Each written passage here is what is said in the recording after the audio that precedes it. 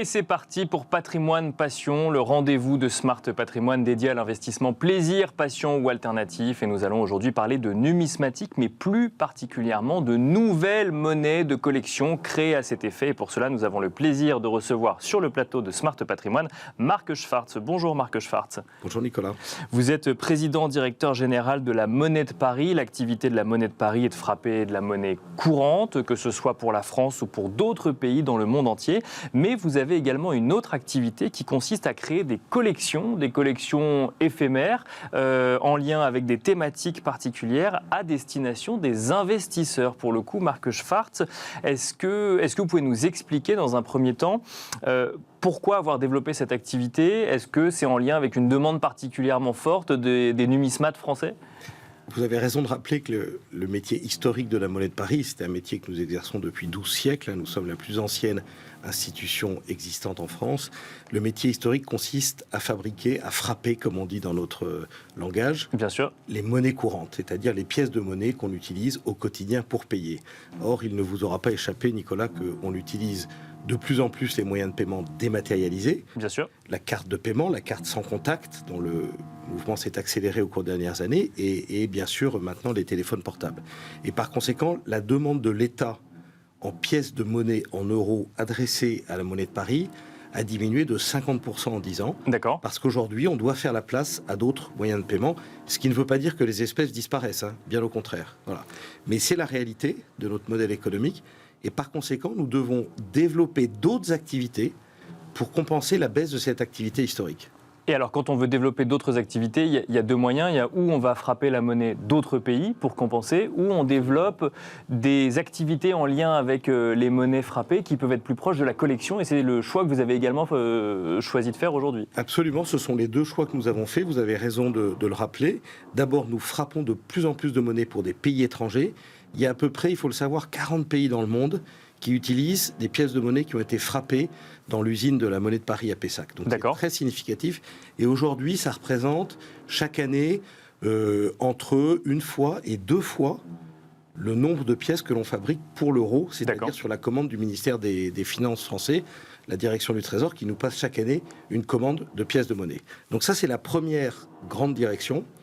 La deuxième grande direction, ça consiste à développer des monnaies de collection, c'est-à-dire ce sont des vraies monnaies qui ont une valeur faciale, qui portent le sceau de la République française. Qu'on peut utiliser dans le commerce ? Qu'on pourrait en théorie utiliser dans le commerce, mais enfin si vous achetez une monnaie de 10 000 euros en or, je ne vous conseille pas d'essayer de l'utiliser dans le commerce, parce que d'abord, ce sont des monnaies de collection, donc elles ont en réalité une valeur qui est très supérieure à la valeur faciale. D'accord. Il y a un intérêt artistique, il y a un intérêt quand on parle de métaux précieux, il peut y avoir un intérêt lié à un investissement en métal précieux.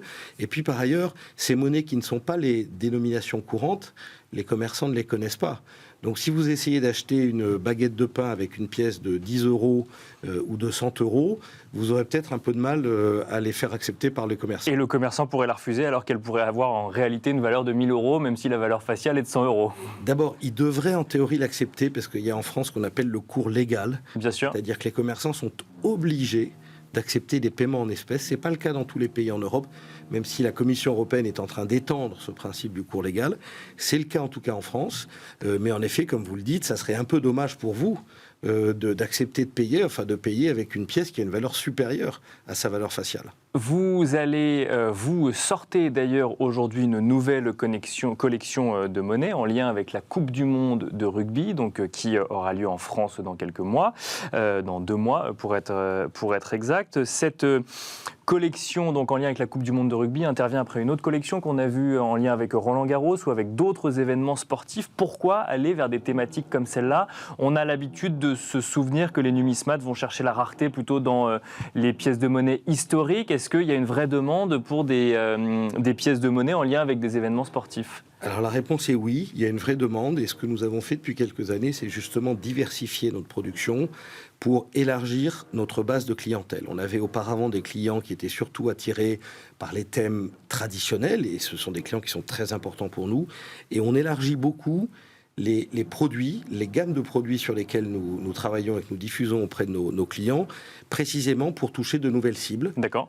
Par exemple, des amateurs de sport, vous avez eu raison de signaler cela. C'était une année sportive très intense pour la Monnaie de Paris. Il y a en effet la collection rugby qui sort aujourd'hui même, 4 juillet. C'est le 200e anniversaire de l'invention du sport, du sport rugby. Nous fabriquons les médailles qui seront remises aux équipes qui vont participer à la Coupe du Monde de rugby. D'ailleurs, dans un partenariat avec le groupe Orange, très intéressant. Recyclage des anciens téléphones portables dont on extrait les métaux et dont on fait des médailles qui sont données aux équipes qui vont participer et qui vont gagner, pas seulement celles qui vont participer, pas seulement celles qui vont gagner, pardon, mais également celles qui vont participer, et toute une série de monnaies de collection pour les amateurs du sport rugby. Il y a eu également Roland Garros avec Lacoste, vous l'avez indiqué. Il y a eu il y a quelques semaines le centenaire de la course des 24 heures du Mans, la course du siècle. Là aussi, vous avez fait une collection. Là aussi, nous avons fait une monnaie de collection et nous avons aussi réalisé le trophée, qui était le trophée du centenaire, qui a été remis à l'équipe vainqueur, en l'occurrence l'équipe Ferrari. Donc vous voyez, ce que nous faisons par ce biais, c'est le toucher des populations qui sont attirées peut-être autant ou davantage par le thème que l'on traite que par le fait d'avoir une pièce de collection. Donc on élargit nos cibles de clientèle au-delà des cibles de numismates ou de collectionneurs traditionnels. Donc des pièces de collection en lien avec la Coupe du Monde de rugby, des médailles réalisées donc par la Monnaie de Paris pour la Coupe du Monde de rugby. Faut-il s'attendre à avoir la même chose pour les JO de Paris dans un an, Marc Schwartz ? Alors absolument, nous avons gagné l'appel d'offres, puisqu'il y a un appel d'offres qui a été organisé par le comité d'organisation des Jeux Olympiques de Paris 2024. Et nous avons gagné cet appel d'offres. Et donc, nous sommes très fiers et très heureux de vous annoncer, je crois que c'est la première fois que je l'indique sur un plateau de télévision, nous sommes très heureux d'annoncer que nous allons fabriquer les 5000 médailles. Il y a 5000 médailles en bronze, en argent et en or qui vont être mises aux athlètes lors des Jeux Olympiques de Paris 2024 qui auront lieu l'année prochaine. Retour sur les monnaies de collection. Marc Schwartz, alors quand on a une monnaie comme celle-là, est-ce qu'on s'adresse, je parle par exemple en lien avec la Coupe du Monde de rugby, en lien avec Roland Garros, en lien potentiellement avec les Jeux Olympiques, est-ce qu'on s'adresse uniquement à des passionnés de sport qui auraient envie d'acheter un souvenir quelque part de cette période ? Alors, on s'adresse notamment à des passionnés de sport qui veulent garder en effet un souvenir, mais on s'adresse aussi à des numismates, à des collectionneurs, et on s'adresse à ceux qui veulent faire un cadeau, par exemple. Nous développons de plus en plus des produits qui peuvent être achetés, parfois par les parents, les grands-parents, mais aussi les frères, les sœurs, pour faire des cadeaux à l'occasion d'anniversaires ou à d'autres occasions. Ce qu'il faut bien voir, c'est qu'en fait, la monnaie de collection, c'est un produit qui est assez particulier. Nous en faisons d'ailleurs de plus en plus, puisqu'on parle d'investissement dans votre émission, Smart Patrimoine, nous en faisons de plus en plus en métal précieux, en or et en argent, et les Français, et pas seulement les Français, les collectionneurs ou les acheteurs dans le monde entier sont de plus en plus friands de ce type de support. Justement, je rebondis sur les Français ou les collectionneurs. Quelle est la typologie des personnes qui vont acheter une pièce de collection frappée par la Monnaie de Paris ? C'est essentiellement une clientèle française ou ça peut aller au-delà des frontières de l'Hexagone ? Alors, nous exportons entre 20 et 30% de notre production chaque année. D'accord. À destination de monnaie de collection. De monnaie de collection, absolument. À destination d'acheteurs qui sont présents dans le monde entier, parce que quand on achète une monnaie de collection frappée à la Monnaie de Paris, on achète quelque chose au fond qui est un peu du savoir-faire et de l'excellence des métiers d'art et du savoir-faire à la française. Et la réputation de la Monnaie de Paris dans le monde entier, quand je rencontre des collectionneurs, des revendeurs, nous avons des revendeurs dans le monde entier, la réputation de la Monnaie de Paris, c'est tout à fait ça. Donc il y a un véritable attrait au plan international pour ces produits, mais en même temps, le plus gros de notre production est diffusé en France parce que nous réussissons à susciter l'intérêt chez les collectionneurs, au fond à toucher le cœur et à toucher un peu l'esprit pour les investisseurs en or et en argent, mais aussi à toucher le cœur des Français et des Françaises qui veulent investir et qui veulent acheter des monnaies de collection. Un mot peut-être sur le recul que vous pouvez avoir sur des monnaies de collection que vous auriez créées il y a quelques années et sur la prise de valeur ou non de ces monnaies de collection. On constate que justement les métals précieux utilisés, que l'effet rareté induit par ces collections éphémères permettent de prendre de la valeur. Est-ce que c'est systématique ? Est-ce que ça n'est pas systématique ? Est-ce que ça dépend des thématiques ? Alors, il y a un marché secondaire des monnaies de collection, dans lequel nous, en tant que Monnaie de Paris, nous n'intervenons pas, mais il y a un vrai marché secondaire.